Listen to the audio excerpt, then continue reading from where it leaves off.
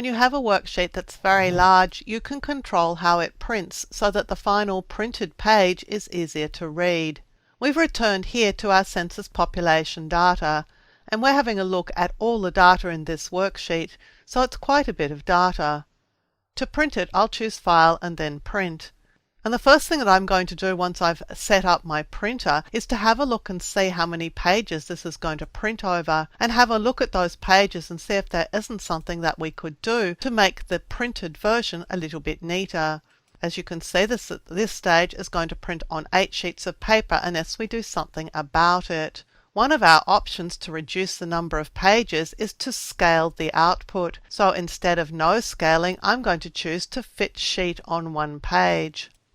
Now in portrait orientation, that's squeezing everything up, but you can see that this worksheet itself is really quite a bit wider than it is tall. So if we were able to switch to landscape orientation, we would get a better size printout.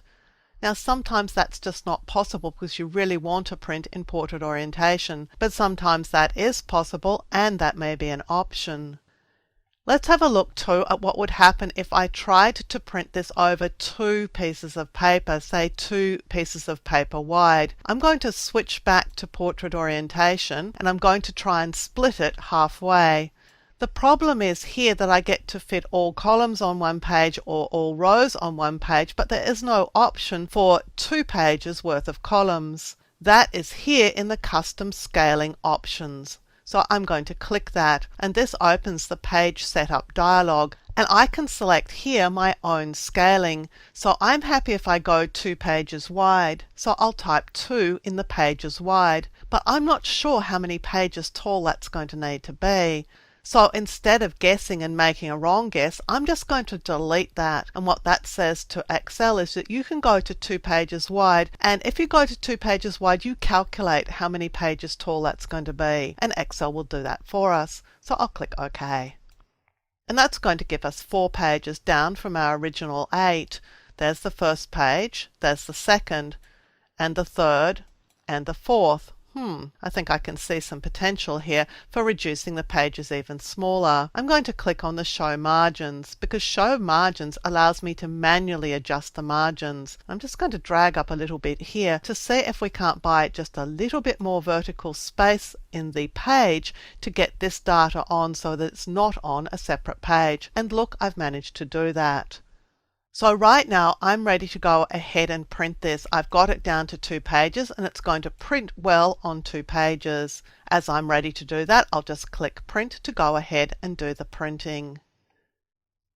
Let's look at another smaller worksheet before we leave this topic. This is the product sales worksheet, and I want to print this in portrait orientation. So I'll choose File and then Print.